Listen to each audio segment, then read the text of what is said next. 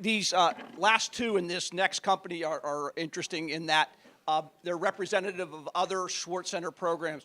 If you remember, Caitlin was an innovation scholar, which is like a sorority or fraternity for undergraduate high potential entrepreneurs. Mitchell is a innovation commercialization fellows, which is a similar program for PhDs and master's students that are commercializing research out of our labs. And Anthony Edwards here and his team. Anthony is a Schwartz Fellow, which is the flagship program that was started for master's students by Jim Schwartz back in the early 2000s. And so Anthony is here at the Schwartz Center working every day on Goodrunns. So without further ado, we'll hand it over to him and his team. Good afternoon, everyone. I'm here today to introduce you to Goodrunns AI. We're a platform that's looking to revolutionize recreational sports. Our mission is simple: real runs, real players, in real time. Think about it. Every industry over the last few decades has been transformed heavily with the introduction of technology. But that trend has passed over recreational sports time after time. Still, players use the status quo of just showing up to gyms randomly or relying on massive group chats. The market is huge. In 2024 alone, over 242 million Americans participated in a recreational sport, and I was one of them. Time after time, I went to the courts, finding them empty or overcrowded, having to drive to another court, text my friends, try to scramble, and figure out new plans. And it just wasn't efficient and just didn't make any sense. Before we started building, we actually went out and talked to players. And what it revealed was 92% of customers are frustrated with court traffic. 65% have walked away from courts. 85% struggled to find age similarity, and 100% are interested in a solution. There's a problem in recreational sports on the B2C side and the B2B side.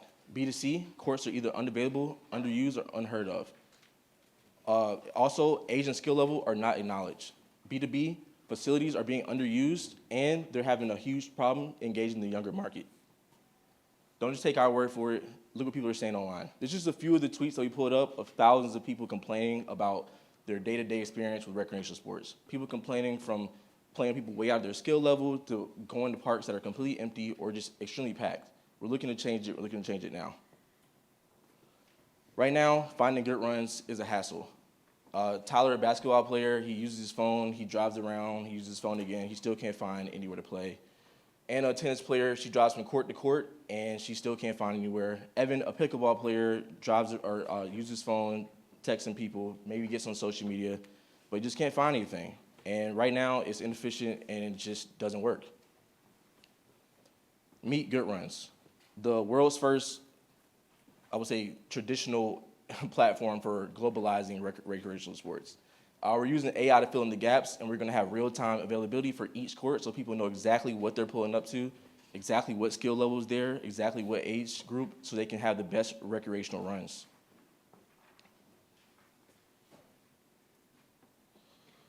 Yeah, so here are the few of the features that we think that really sets us apart. 1, our court discovery. 2, our predictive AI. 3, court check-ins. And finally, our real-time status. With all these features, players can see exactly what's going on at a court before they have to go and waste gas and waste time. And it also will help businesses like gyms, parks, and recreational facilities be able to better manage their facilities.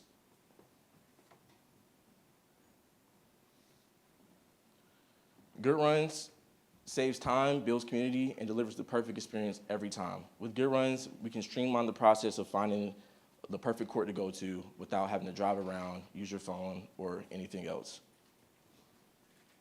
Why now?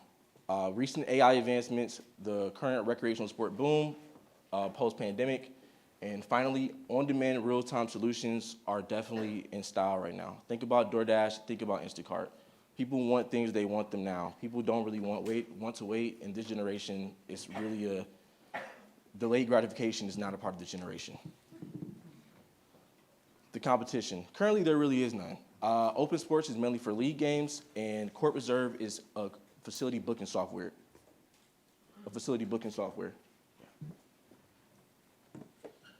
Market size plus business model. Our market size right now is sitting at 17.5 billion. This is globally. We're looking to expand globally. 2.5 of that is coming from the B2B, and 15 billion of that is coming from B2C. Our business model is simple. We're charging businesses on a SaaS-based plan monthly for $5,000 a month.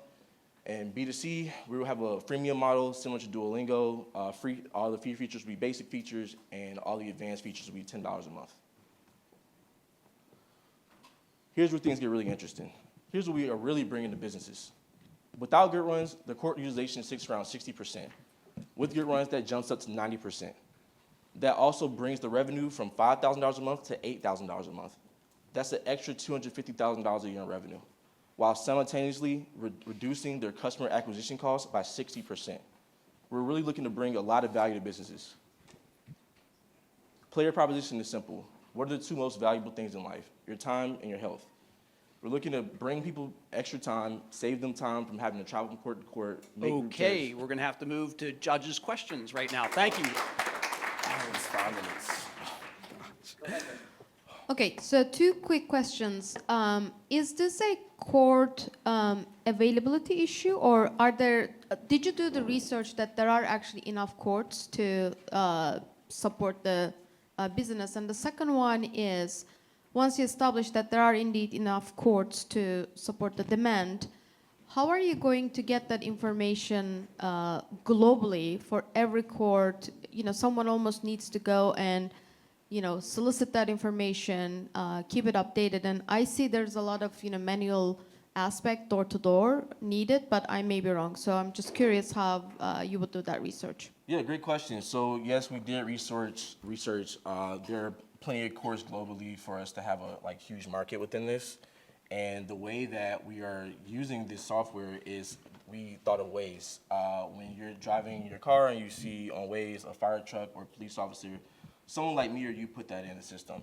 So similar to Waze, when people just go to the courts that they would usually go to, within Goodrunns, on the feature slide, you can see that they have the option to check in. From there, they also have a bar that they can slide to show exactly how busy that court is. Basically just helping out a neighbor. Our whole model is AI driven but community built. So to just follow on that, so a lot of these courts are municipal, right? Public owned, city owned. Yep. So you're then depending on some ambassador, some user, to be the one to give the information that would say it's open, it's booked, it's to the rest of the community. Yes. The more people that do it, the more it helps out everyone. We're really looking to start make it in a dense area because, like I said, the more people that are active, it prevents other people from having to go to courts that are empty or overcrowded, and so on. And then one other question. You had in your business plan, you assumed 10,000 users in the first 12 months, which is fairly aggressive. So can you talk a little bit about your go-to-market strategy? Is there a digital, how would you acquire that many? Yeah, so we already have over 1,000 users on our wait list without even paying for marketing. And we actually launched our beta this past Saturday. We have had a lot of demand from other schools already. We're looking to start at Carnegie Mellon and then expand throughout Pittsburgh and then go from university to university. From there, we're going to do a city rollout, and then from there, try to just do a big nationwide. But we're only starting with basketball. We're looking to do pickleball, soccer, cricket. We see this as an issue everywhere. We talk to people around the world. We do our customer discovery. Zach, you have a question. So with the South Side basketball court example, would that be a customer paying you $5,000 a month? No. So what the courts will be able to see basically is they will have a different screen. That was all the B2C side because that's the only thing that we released so far is the B2C beta. So that's what users will be able to see. And every court in America will be listed on it, just similar to Google. We're just using Google Maps as our API. From there, then all the information that's put in, it's just going to be from users based off do they recommend the court, or what are the typical age levels at this court, skill level. But who's paying you besides the users to have access to the app? Like who's the B2B customer? Oh, B2B would be gyms, recreational facilities, and we would like to get some parks involved. And the reason is this. A lot of facilities are underused, as we said. I've been to so many gyms where it would be peak time, and no one will be there. And it happens all the time. And we want to, our whole thing is optimizing their facility use, helping them get customers in a cheaper way. Yeah, And- so let me dig in on that, because you've talked about a few different pains, and do you think the biggest pain is helping court owners attract more players, or is the bigger pain helping players find a qualified game? Oh, so good question. Yeah, we started off B2C. That was the biggest pain.